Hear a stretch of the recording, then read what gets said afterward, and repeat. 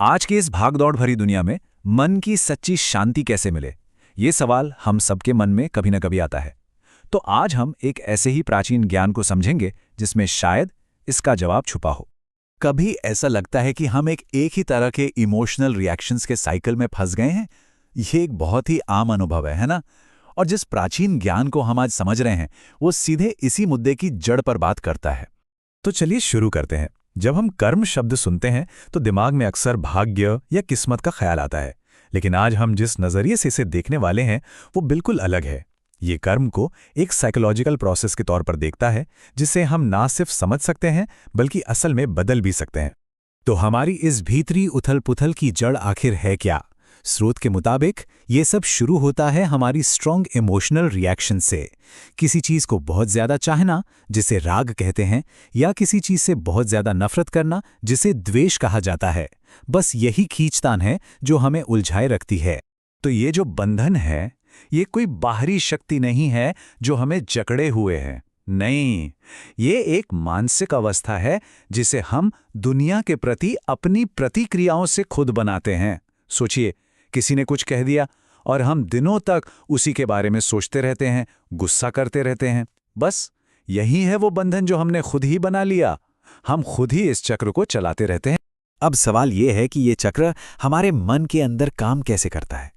इसके लिए एक बहुत ही दिलचस्प रूपक यानी एक मेटाफर का इस्तेमाल किया गया है। हमारा हर एक स्ट्रॉन्ग इमोशनल रिएक्शन, चाहे वो गुस्सा हो या बहुत ज़्यादा खुशी, हमारे मन पर एक गहरी छाप छोड़ जाता है। बिल्कुल वैसे ही जैसे गीली मिट्टी पर कोई निशान बन जाता है। ये सिर्फ यादें नहीं हैं, ये गहरे साइकोलॉजिकल पैटर्न्स हैं जो हमारे भविष्य के बर्ताव को तय करते हैं। और यहीं पर एक बहुत ही कमाल का विचार सामने आता है। यहाँ चित्रगुप्त का जिक्र है, जिन्हें हम कर्मों का हिसाब रखने वाले देवता के तौर पर जानते हैं, है ना? पर यहाँ उन्हें एक साइकोलॉजिकल कॉन्सेप्ट की तरह पेश किया गया है।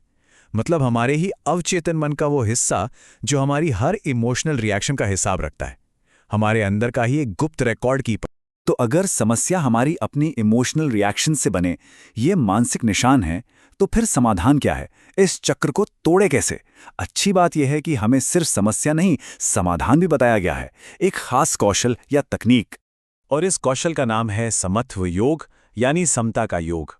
और सबसे ज़रूरी बात यह है कि इसे किसी विश्वास के तौर पर नहीं, बल्कि एक प्रैक्टिकल स्किल के रूप में बताया गया है।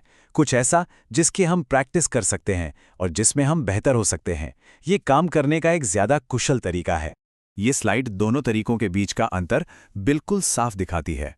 एक तरफ वो काम है जो हम फल की इच्छा से करते हैं, जो हमें भावनात्मक रूप से बांधता है। दूसरी तरफ वो काम है जो हम सिर्फ कर्तव्य की भावना से करते हैं, जो हमें आज़ाद करता है। तो असल बात क्या है?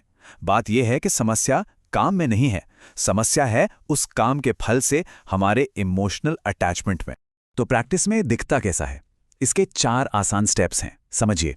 पहला, अपना काम करो, जो भी आपका काम है। दूसरा, और ये सबसे ज़रूरी है, उसके परिणाम की इच्छा को छोड़ दो। सफल होंगे या नहीं, इस चिंता से खुद को अलग कर लो। तीसरा, जब परिणाम की चिंता ही नहीं होगी तो लगाव और नफरत, वो राग और द्वेष अपने आप शांत हो जाएंगे।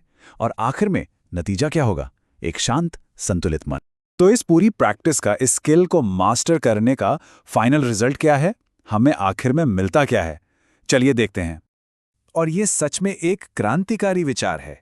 समता का अभ्यास करके हम सिर्फ बुरे कर्मों यानी पाप के असर से ही नहीं, बल्कि अच्छे कर्मों यानी पुण्य के बंधन से भी आजाद हो जाते हैं।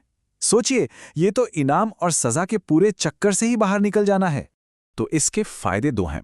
पहला, इसी जिंदगी में, हमारी रोज की जिंदगी में मानसिक शांति, कम चिंता, कम गुस्सा, ज्यादा स्थिरता।